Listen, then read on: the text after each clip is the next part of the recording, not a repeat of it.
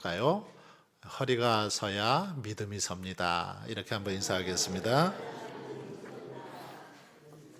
예, 믿음의 허리를 저와 여러분이 정말 잘 이렇게 단련하고 곧게 그렇게 세워갈 수 있기를 바랍니다.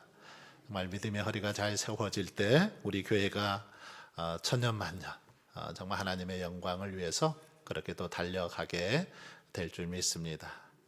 오늘은 유다에 대해서 함께 살펴보면서 은혜를 나누고자 합니다. 제목을 그렇게 한번 잡아봤습니다. 은혜로 다시 쓰인 인생 유다. 은혜로 다시 쓰인 인생 유다. 유다의 삶은 은혜로 다시 쓰여진 그런 인생이죠. 오늘 말씀을 통해서 어떻게 그 인생이 다시 쓰여지게 되었는지 살펴보고자 합니다. 유다, 성경에 보면 유다는 아버지가 누굽니까? 야곱입니다. 야곱의 아들 중에 몇 번째입니까? 유다가 네 번째 아들이죠. 네 번째 아들로 그렇게 태어나는데 12아들이 있지 않습니까? 야곱의 아들이 12인데 보면은 야곱은 그 첫 번째 부인이 레아이죠. 레아에게서 6명의 아들이 태어나는데 바로 야곱과 레아 사이에서 네 번째로 태어난 인물이 바로 유다입니다. 그리고 라헬을 통해서 요셉과 베냐민이 태어나고, 그리고 이제 몸종들이죠. 빌하와 실바를 통해서 또 이렇게 4명의 자녀들이 태어나게 되는 걸 볼 수 있습니다. 야곱은 이렇게 그 유다는 야곱의 넷째 아들로 태어났는데 수하의 딸과 결혼을 하죠. 수하의 딸과 결혼을 해서 3명의 자녀들을 낳습니다. 3명의 자녀가 누구입니까? 바로 엘과 오난 그리고 이 셀라라는 3명의 자녀들을 낳게 되고, 이제 큰 아들 엘의 며느리로 다말을 이렇게 이제 가정에 들이게 되죠. 이 정도까지 이렇게 우리가 기억하시고 말씀을 살펴보면 이해가 좀 쉬울 것 같습니다. 자, 오늘 본문 창세기 29장을 한번 보도록 하겠습니다. 1번 문제 한번 보겠습니다. 29장 35절을 한번 읽어보겠습니다. 시작.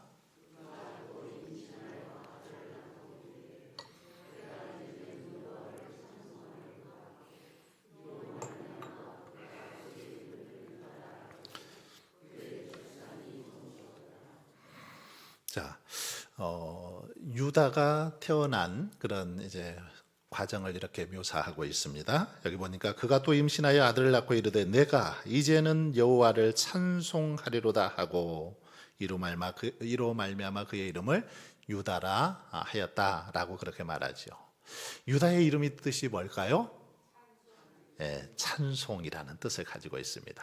찬송하리로다 라는 그런 의미를 담아서 유다라 이름을 지었습니다. 그래서 찬송이라는 뜻이 바로 유다의 이름이죠. 자, 그의 출생은 무엇을 보여주는지 살펴봅시다 했어요. 어떤 걸 보여주고 있나요? 여기 보시면 우리가 잘 아는 것처럼 아까 4명의 야곱에게는 부인이 있다고 했어요. 첫 번째가 레아, 그리고 두 번째가 라헬입니다. 우리가 잘 아는 것처럼 야곱이 형 에서를 피해서 외삼촌 라반 집으로 도망치지 않습니까? 도망쳐서 거기서 이렇게 14년 동안 이제 양을 치면서 생활하는데 처음에 그 야곱의 마음에 든 여인은 누구였냐면 라헬이었습니다. 라헬, 레아의 동생이죠. 레아의 동생 라헬이 마음에 들었어요. 그래서 라헬과 이제 나중에 결혼하게 해달라고 해서 결혼을 했더니 딱 신혼 첫날 밤 방에 들어가서 봤더니 누구예요?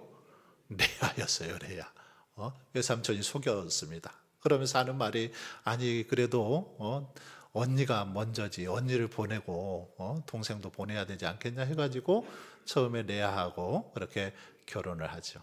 그리고 나서 나중에 이제 또 라헬하고 결혼을 하게 됩니다. 자, 그런데 이 유다는 레아의 네 번째 아들로 태어났습니다. 첫 번째가 르우벤, 시므온, 레히, 그 다음에 유다, 이렇게 순서가 되죠. 이 네 번째 아들로 태어났는데 찬송이라는 뜻이고요. 특별히 이 출생 과정을 보면 이것을 알 수 있습니다. 즉, 레아는 어쩌면 더 이상 이제 남편의 사랑을 얻기보다는 하나님의 그 은혜를 찬송하겠다라는 그런 어떤 의미가 이 속에 담겨 있다라는 것입니다. 어쩌면 유다는 레아는 남편의 사랑을 이렇게 많이 받고 누리고 싶었지만 처음부터 레아는 야곱의 속에 없었죠. 야곱의 마음에 어쩌면 없었던 사람입니다. 야곱의 마음 속에는 라헬이 먼저 자리하고 있었죠. 그렇기 때문에 생각해 보면 레아의 인생은 정말 좀 여성으로서 굉장히 좀 자존심이 상했을 것 같습니다. 기분이 안 좋았을 것 같아요. 같은 친자매이기도 했지만 자기보다는 동생을 더 사랑하고 연모하는 그런 모습을 보면서 가슴 한켠에 어떤 그런 섭섭함도 있고 서운함도 있고 여러 그런 마음들이 있었을 것입니다. 그래서 레아는 이제 더 이상 그 남편의 이런 남편의 사랑을 받기보다는 나는 오직 하나님만을 바라보며 찬송하며 살겠다. 이런 의미를 담고 있다라는 것입니다. 이것을 담아서 고백하면서 낳은 자녀라는 거죠. 자, 이것은 유다의 인생이 처음부터 하나님의 주권과 은혜 아래 놓여 있음을 보여주는 또 그런 사건이기도 하죠. 자, 그리고요, 넘어가서 보겠습니다. 오늘 우리가 읽었던 말씀인데, 이번에 보시면 창세기 37장 26절로 27절에 있고, 유다는 요셉을 죽이자는 형제들의 계획 앞에서 어떤 제안을 했는지 살펴봅시다 했어요. 자, 여기 보시면 유다가 자기 형제에게 이르되 우리가 동생을 죽이고 그의 피를 덮어둔들 무엇이 유익할까? 자, 그를 이스마엘 사람들에게 팔고 그에게 우리 손을 대지 말자. 그는 우리의 동생이요 우리의 혈육이니라 하며 그의 형제들이 청종하였더라. 자, 유다는 이제 형제들이 요셉을 시기해서 죽이려고 하지 않습니까? 아버지 야곱이 너무너무 어쩌면 요셉만을 사랑하다 보니까 또 요셉이 꿈을 통해서 막 자랑을 하니까 결국 그 형제들의 시기로 인해서 요셉을 죽이려고 하죠. 이때에 요셉을 죽이지 말고 팔자 제안했던 사람이 바로 유다입니다. 유다. 여기 보니까 유다가 자기 형제에게 이르되 우리가 우리 동생을 죽이고 그의 피를 덮어둔데 뭔 유익이 있냐? 이스마엘 사람들에게 팔고 그에게 우리 손을 대지 말자. 이렇게 제안했던 사람이 바로 유다라는 거죠.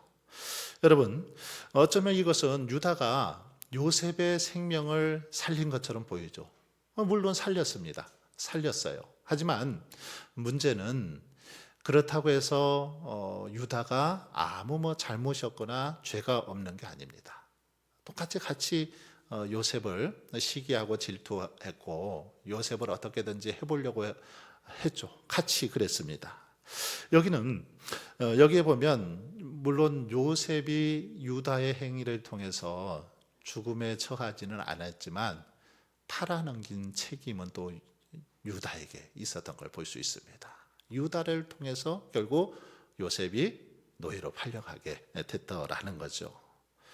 이런 모습을 보면 어쩌면 이 유다의 성품을 좀 알 수 있을 것 같아요. 유다는 완전한 의인이 아니라 완벽한 사람이 아니라 어쩌면 이렇게 좀 타협을 잘하는 그런 인물이었는지도 모르겠습니다. 좀 다른 방법을 모색해 보다가 죽이는 것보다는 파는 게 낫겠다.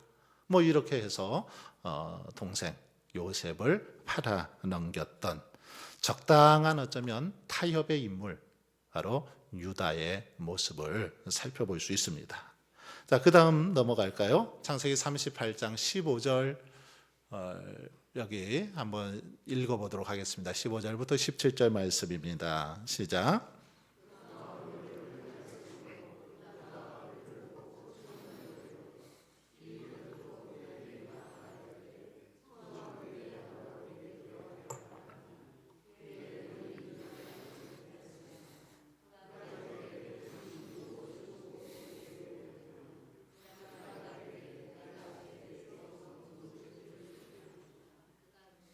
자, 여기 보시면 이 말씀을 읽고 며느리 다말의 임신은 유다의 신앙과 삶의 어떤 모습을 보여주는지 살펴봅시다 했어요. 유다에게는 세 아들이 있었다라고 했죠. 유다가 이 수아의 딸과 결혼을 해서 세 아들을 낳았습니다. 엘과 오난 그리고 셀라를 낳았는데 여기 보시면 그 어느 날 이제 큰 아들이 죽습니다. 그 이제 엘에게 이 다말이 시집을 왔죠. 그래서 큰 며느리가 된 겁니다. 그런데 어느 날 이 엘이 죽어요. 남편이 죽습니다. 다말의 남편이 죽게 되자 옛날에는 남편이 죽으면 시동생의 또 부인으로 이렇게 살았습니다. 옛날 법이 그랬어요. 그래서 이제 시동생에게 이렇게 같이 살도록 했는데 오난에게 같이 이제 어떻게 보면 형수였던 다말과 살도록 하는데 이 오난이 자신을 통해서 후손이 번성하는 것을 이렇게 원치 않아서 형수하고 한마디로 말하면 동침하는 것을 거부합니다. 그래서 어떻게 해요? 결국 이걸로 말미암아서 오난도 죽게 됩니다. 그리고 나서 이제 아직 셋째는 또 굉장히 이제 어렸기 때문에 셋째가 이렇게 자랄 때까지 기다리고 있었는데 어떻게 해요?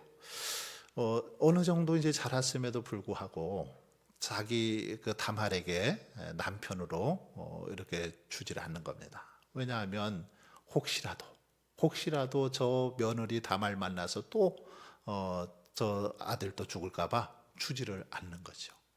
뭐 이런 상황에서 이제 유다의 부인 수아의 딸도 죽게 되었습니다. 성경에 보면 죽게 되면서 이 유다가 이렇게 정욕에 이끌려서 마을을 지나가면서 뭐 이제 한 창녀를 보게 되고 들어가서 동침을 하게 되는 장면이 나오죠.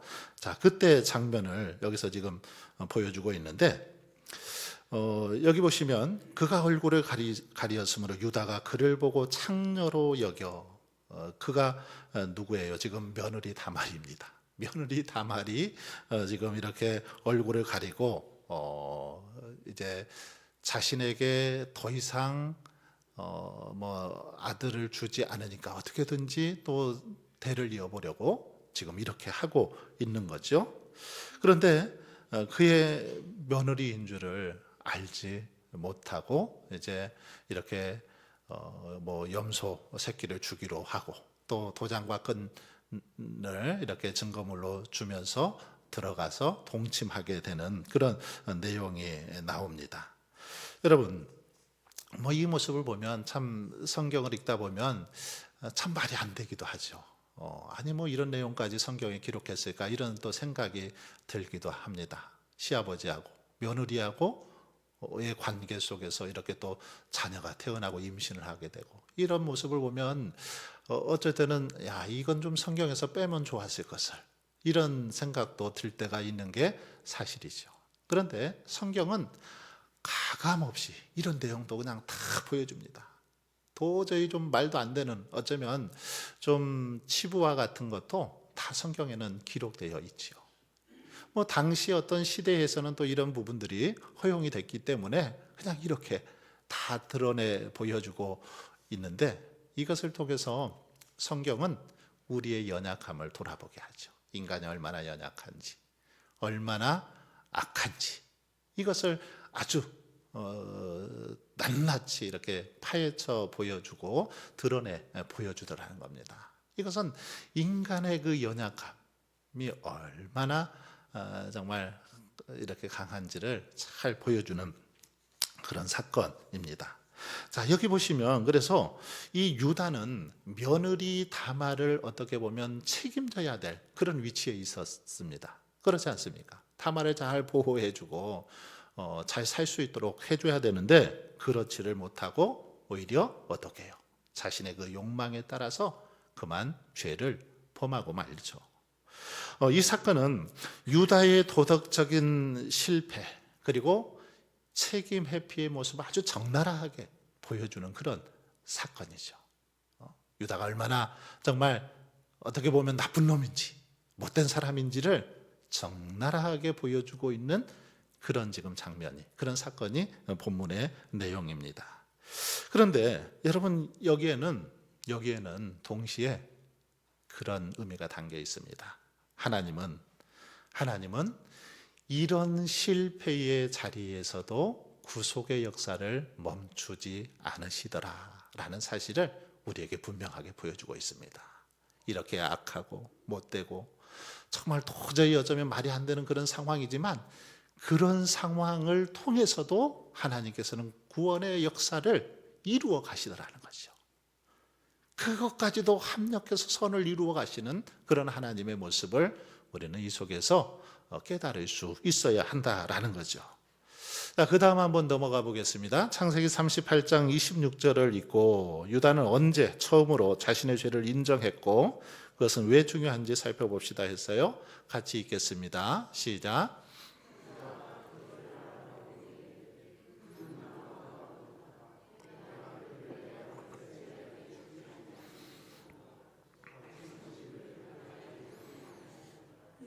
자, 여기 보시면 유다가 이제 이렇게 뭐 도장과 끈 자기가 맡겼던 지팡이, 이것을 알아보고 처음에는 어때요? 며느리 다말이 이제 간음을 저질렀다 하고 죽이려고 했죠. 구약에서 이렇게 며느리가 간음을 해서 막 배가 불러오니까 이때는 돌로 쳐 죽여도 마땅했거든요. 법이 그랬어요. 근데 그때에 이 다말이 어때요? 자기가 증표로 아버지에게 받아두었던, 유다에게 받아두었던 도장과 지팡이, 끈, 이것을 탁 내밀면서 이 사람이 그랬다, 이 사람이 자기 지금 뱃속의 아기의 주인이다, 그렇게 지금 얘기한 거죠. 자, 유다가 그래서 그것들을 알아보고 이르되, 이 증거물을 보고 알아보고 이르되 그렇게 말한 거예요. 그는 나보다 옳도다, 내가 내 아들 셀라에게 주지 아니하였음이로다 하고 다시는 그를 가까이 하지 아니하였더라. 유다는 이제 처음으로 이 다말, 며느리 다말 앞에서 네가 옳다, 네 행동이 자기보다 낫다라는 거죠. 그러면서 변명하지 않고 자신의 죄를 인정하고 있습니다. 자신이 어떻게 보면 이제 셋째 셀라를 다말에게 줬어야 되는데 주지 않은 거, 제대로도 다말을, 며느리를 보살피지 않는 거, 책임 회피하는 거, 이거에 대해서 이제 회개하는, 전적으로 잘못을 뉘우치는 그런 모습을 보여주고 있습니다. 여러분, 이 고백은 이제 유다의 인생에 있어서 전환점이 됩니다.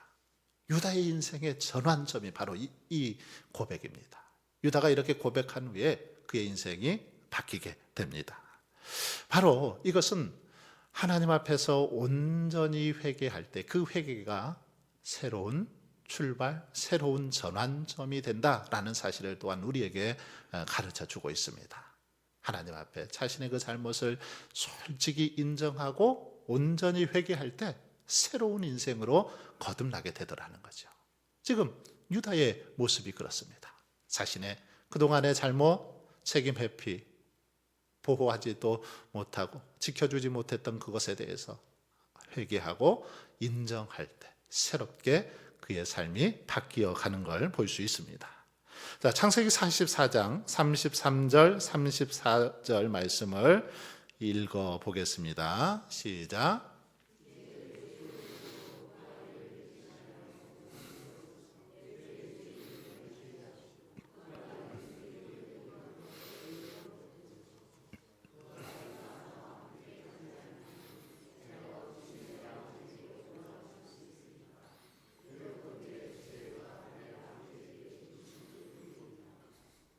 자, 여기 보시면 무슨 말입니까? 이제 좀 시간이 흐르죠? 시간이 흘러서 야곱의 그 아들들이 요셉을 뺀 아들들이 이제 애굽의 그 가나안 땅에 흉년이 들면서 애굽으로 이렇게 곡식을 구하러 가죠. 그래서 이제 요셉 앞에 엎드려 이렇게 무릎을 꿇고 이제 곡식을 구하게 되지 않습니까? 곡식을 구하면서 이제 요셉이 그런 사실을 알고 자신의 친동생입니다. 친어머니 라헬에게서 낳은 친동생. 다른 사람들은 다 이복, 이렇게 형이고 동생이었는데 베냐민은 친동생이었어요. 그러니까 요셉 입장에서 보면 다른 동생들보다 또 막내이기도 했고 그렇기 때문에 베냐민을 참 사랑하고 좋아했는데 그런 걸 알고는 형들에게 이제 돌아갈 때 다른 너희들은 가고 베냐민을 놓고 가라는 겁니다. 너희들이 또 다시 안 올 수도 있으니까 놓고 가라는, 여기다 놓고 가라는 거죠. 그때 지금 유다가 한 말입니다. 뭐라고 말합니까? 이제 주의 종으로 그 아이를 대신하여 머물러 있어 내 주의 종이 되게 하시고. 그러니까 무슨 말이냐면 내가 대신해서 베냐민 대신 내가 여기에 종으로 머물겠다. 지금 그렇게 지금 말하고 있습니다. 그러면서 그 아이는 그의 형제들과 함께 올려 보내소서. 형제들과 함께 올려 보내고 제가 희생하더라도 희생하고 죽더라도 죽지 이 막내 동생 이럴 수 없습니다. 지금 그런 고백입니다. 그러면서 그 아이가 나와 함께 가지 아니하면 내가 어찌 내 아버지께로 올라갈 수 있으리까? 두렵건대 제 해가 내 아버지께 미침을 보리이다. 아버지가 또 특별히 베냐민 사랑했는데 그 베냐민 놓고 가면 아버지 이제 속상해서 아마 병으로 이렇게 누울 거다. 그러니 제발 그러지 말고 동생은 보내주고 내가 나를 남도록 해달라라는 그런 지금 말입니다. 여러분 이 모습을 보면 어쩌면 유다는 과거 요셉을 파는데 앞장섰던 그런 인물이죠. 요셉을 노예로 파는데 앞장섰던 인물이 유다입니다. 그런데 이제는 어떻게 해요? 그런 유다가 동생을 살리기 위해서 자신을 희생하는 그런 모습을 보여주고 있습니다. 동생을 살리기 위해서 자신의 목숨까지도 어쩌면 내어놓는 그런 심정으로 지금 이렇게 말하더라는 것입니다. 여러분 이것은 유다의 온전한 그런 어떤 변화의 모습을 우리에게 보여주죠. 회개한 이후에 그의 삶이 이렇게 완전히 새 사람으로 바뀌었다라는 거죠. 어쩌면 예전에는 자기 욕심에 그렇게 끌려 살던 사람이었다면 이제는 다른 사람들을 배려하고 바라보고 생각할 줄 아는 사람, 아버지도 생각하고 동생도 생각하고 형제들도 이렇게 생각하는 그런 마음의 소유자로 바뀌었다라는 것입니다. 이것이 어디서부터 시작되었습니까? 온전한 회개부터 이런 모습들이 이제 나타나고 있는 걸 볼 수 있습니다. 자, 그 다음 보겠습니다. 창세기 49장 8절 10절 말씀을 읽어보겠습니다. 시작.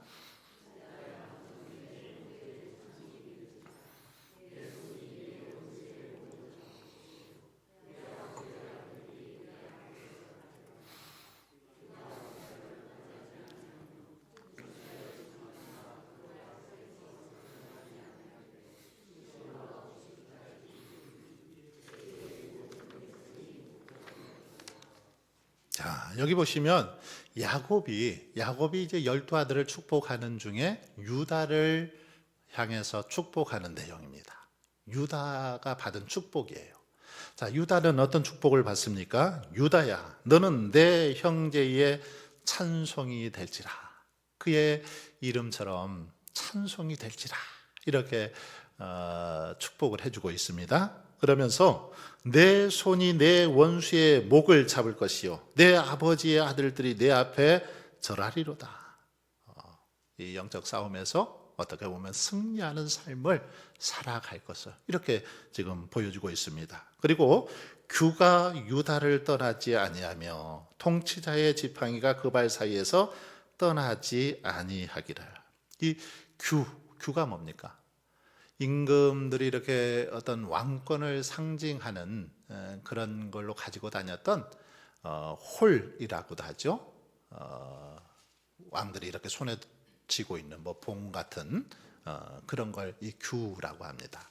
다른 표현으로는 홀이라고도 그렇게 쓰여져 있죠. 에스더가 죽으면 죽으리이다 라고 그렇게 왕 앞에 나아갔을 때 왕이 이 규를 내밀어야 왕 앞에 나갈 수 있었습니다. 만약에 이 규를 내밀지 않으면 못 나갔어요. 그러니까 이 홀을 이렇게 내밀 때 너 나한테 와도 된다 이런 거. 이 규는 왕권을 상징합니다. 또한 뒤에도 나오는데 통치자의 지팡이가 했는데 지팡이 역시도 왕권을 상징하는, 통치를 상징하는 그런 물건이죠. 자, 그런데 여기 보시면 실로가 오시기까지 이르리니 그에게 모든 백성이 복종하리로다. 실로가 오시기까지. 이 실로가 무슨 말이에요? 실로는 화평을 가져오는 자라는 그런 뜻을 가지고 있습니다. 화평을 가져오는 자, 이 땅에 평화를 가져오는 자. 즉 1차적으로는 이것을 구약의 다윗을 상징합니다. 그리고 이것은 곧 예수 그리스도를 상징하죠. 예수 그리스도 메시아를 상징하는 단어입니다. 그래서 실로가 오시기까지 이르게 된다 이렇게 말하고 있죠. 여러분, 이것은 유다에게 지금 어떤 축복을 하고 있냐면 통치의 그 약속, 왕권을 그에게 주겠다라는 그런 지금 축복입니다. 유다 지파에 계속해서 왕들이 끊이지 않고 왕들이 그 가문에서 일어나는 은혜를, 축복을 허락해 주시겠다라는 그런 지금 축복이고요. 이것은 여러분, 그리고 유다의 어떤 공로 때문에 이런 축복을 주는 게 아닙니다. 이런 축복을 하는 게 아니라 회개하는 자를 통해 하나님의 구속 역사를 이루어 가시는 어쩌면 은혜이죠. 이렇게 유다가 비록 죄인이고 부족함이 많았지만 회개하고 돌아설 때 하나님께서는 이런 은혜를 부어 주시더라는 거죠. 그래서 이 유다 지파에서 어떤 일이 일어납니까? 많은 이 왕들이 유다 지파를 통해서 나타나게 되고, 특별히 예수 그리스도가 이 유다 지파를 통해서 나오는 것을 볼 수 있습니다. 그러니 얼마나 영광입니까? 유다 지파를 통해서 예수 그리스도가 이 땅에 오시게 되죠. 여러분, 이런 그 사실들을 통해서 우리는 이렇게 한번 정리해 볼 수 있습니다. 한번 마지막 부분 한번 보겠습니다. 같이 한번 읽어볼까요? 시작.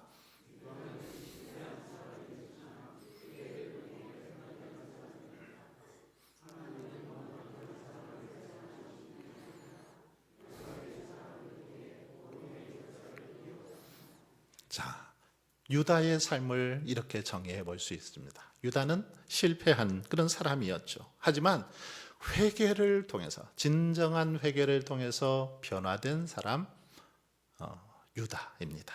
뿐만 아니라 하나님은 완벽한 사람을 사용하시는 분이 아닙니다. 그렇죠? 완벽한 사람이 누가 있겠습니까? 아무도 없습니다. 하나님께서는 완벽한 사람을 사용하시는 것이 아니라 변화된 사람을 통해서 역사하시더라는 거죠. 하나님의 은혜를 깨닫고 정말 하나님을 신뢰하고 의지하고 하나님 앞에서 새롭게 거듭난 그 심령들을 통해서 역사하시고 일하시더라는 사실을 유다의 이 모습을 통해서 우리는 분명하게 깨달을 수 있습니다. 그래서 여러분, 오늘 이 제목처럼 은혜로 다시 쓰인 인생, 유다이죠. 은혜로, 하나님의 은혜로 그의 인생이 다시 하나님 앞에 쓰임받게 되고, 그를 통해서 놀라운 또 구원의 역사가 일어났던 것을 볼 수 있습니다. 이 유다의 인생을 돌아보면서 저와 여러분도 다시 한번 정말 하나님 앞에서 더 새롭게, 무엇보다 먼저 우리들이 변화받고 거듭나는 그런 역사가 일어날 수 있길 바랍니다. 유다처럼 하나님 앞에서 진실함으로 우리가 새로워질 때, 하나님께서는 좀 부족하고 연약해도 우리를 통해서 놀라운 정말 구원의 역사를 이루어 가실 줄 믿습니다. 이런 은혜가 저와 여러분의 삶 속에 함께 하실 수 있길 주님의 이름으로 축원합니다.